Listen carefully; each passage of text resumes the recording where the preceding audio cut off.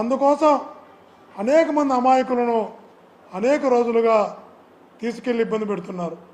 అందులో భాగంగా మొన్న గిరి అనే కానిస్టేబుల్ని తీసుకెళ్లి 5 రోజులు ఇబ్బంది పెట్టారు. ఆ తర్వాత వెంకటేశ్వర అనే అతన్ని వైపుని ఒక చిన్న బెడ్తో పాటు తీసుకెళ్లి 3 రోజులు ఇబ్బంది పెట్టారు. ఇప్పుడు బాలాజీ అని బాలాజీతో పాటు మరికొంతమందిని తీసుకెళ్ళి గత ఆదివారం నుంచి నానా ఇబ్బందులు పెడుతున్నారంట, నరకం చూపిస్తున్నారంట. కాళ్ళు చేతులు కట్టేసి వాళ్ళకి నరకమెట్టుందో చూపిస్తున్నారు.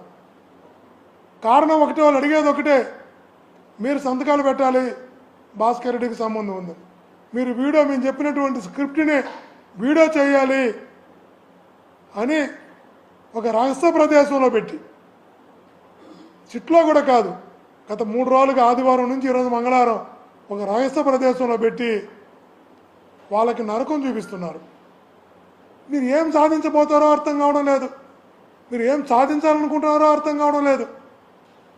అరెస్ట్ చేయాలనుకుంటే అరెస్ట్ కావడానికి సిద్ధంగా ఉన్నామని చెప్పాం. మీరు శిక్షించాలనుకుంటే శిక్షలు ఎదుర్కోవడానికి, అన్యాయంగా మీరు ఏ శిక్ష విధించాలనుకున్నా దాన్ని ఎదుర్కోవడానికి సిద్ధంగా ఉన్నామని చెప్పాం. మీరు జైలుకి పంపాలనుకుంటే మీ సిట్టి కార్యాలయానికి వస్తాం, అరెస్ట్ చేసి జైలుకి పంపండి అని చెప్పాం. కానీ చిన్న చిన్న ప్రాణాలను చంపేయద్దు అంటున్నాం, చిన్న ప్రాణాలకు నరకం చూపించద్దు అంటున్నాం, చిన్న ప్రాణాలు జీవితం అంటే భయపెట్టేలా చేయొద్దు అంటున్నాం. మీకు తెలుసు, మీ మనస్సాక్షికి తెలుసు ఇందులో ఏ కేసు లేదు, ఏ తప్పు లేదు అని. తెలిసినా కూడా తప్పుడు కేసులు పెట్టడానికి, తప్పుడు సాక్ష్యాలు సృష్టించడానికి మీరు పడుతున్నటువంటి కష్టం, శ్రమ, తపన చూస్తుంటే నిజంగా కూడా అనిపిస్తుంది ఒక వ్యవస్థ ఈ స్థాయికి వెళ్ళిపోతుందా అని. ఓకే, మీరు ఈరోజు తప్పుడు కేసులు పెట్టి తప్పుడు సాక్ష్యాలు సృష్టించి శిక్ష విధిస్తారు, భరిస్తాం, భరించడానికి సిద్ధంగా ఉన్నాం. ఏ తప్పు చేయకపోయినా ఈ ప్రభుత్వం విధించేటువంటి శిక్షలు భరించడానికి సిద్ధంగా ఉన్నాం.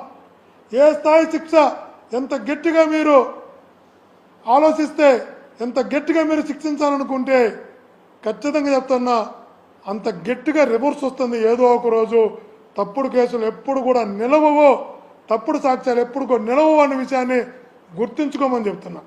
ఇంకొకరు కూడా చెప్తున్నారంట, కొన్ని పేర్లు రాసుకున్నారంట. ఏ అనే పేరు కసిరెడ్డి రాజు పేరు చెప్పాలి, బి అనే పేరు ఈ పేరు చెప్పాలి, సి అనే పేరు ఈ పేరు చెప్పాలి. అంటే మీరు ఒక పేర్లు పెట్టుకొని నాతో కూడా ఉన్న వాళ్ళు ఎవరైతే ఉన్నారో వీళ్ళందరికీ ముందుగానే ఒక లిస్టు ప్రిపేర్ చేసుకున్నారంట, ఒక సీట్ రెడీ చేసుకున్నారంట. ఆ సీట్లో ఒక పేరు గిరి అనే కానిస్టేబుల్ ఈ పేరు చెప్పాలి, మదన్ అనే కానిస్టేబుల్ ఈ పేరు చెప్పాలి, బాలాజీ అనే అతను ఈ పేరు చెప్పాలి, నవీన్ అనే అతను ఈ పేరు చెప్పాలి.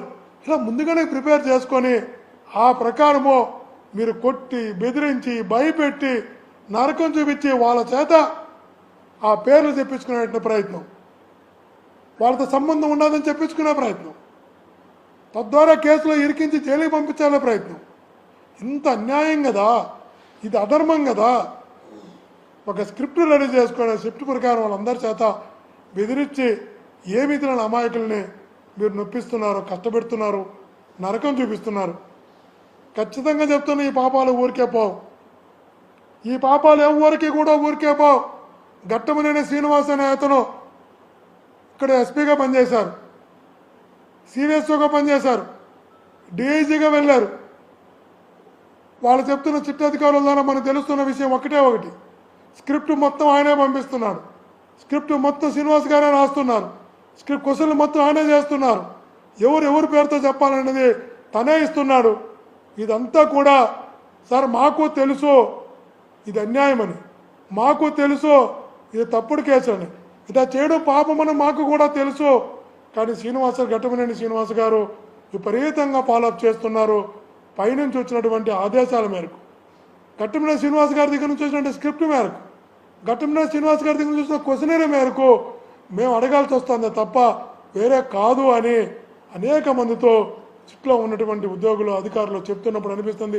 శ్రీనివాస్ గారు మీరు దేవుడి దగ్గర పనిచేసి వెళ్ళారు, ఇక్కడే సిబిఎస్ఓగా పనిచేసి వెళ్ళారు.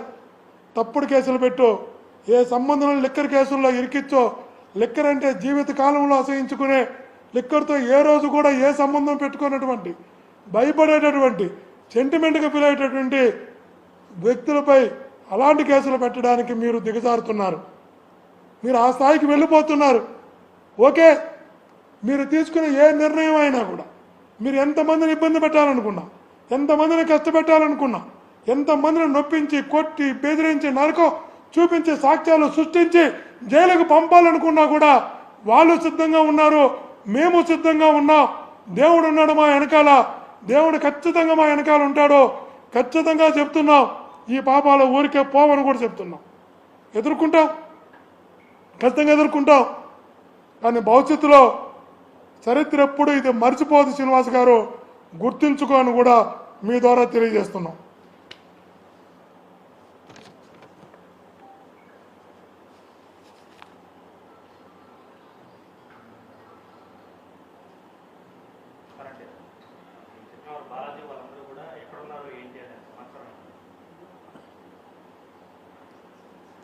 అదే వాళ్ళగా రహస్య ప్రదేశంలో పెట్టి కొడుతున్నారు, అంతే. రహస్య ప్రదేశంలో పెట్టి కొడుతున్నారు. ఎన్ని రోజులు కొడతారు? కొట్టిని ఎన్ని రోజులు హింసిస్తారు? హింసించని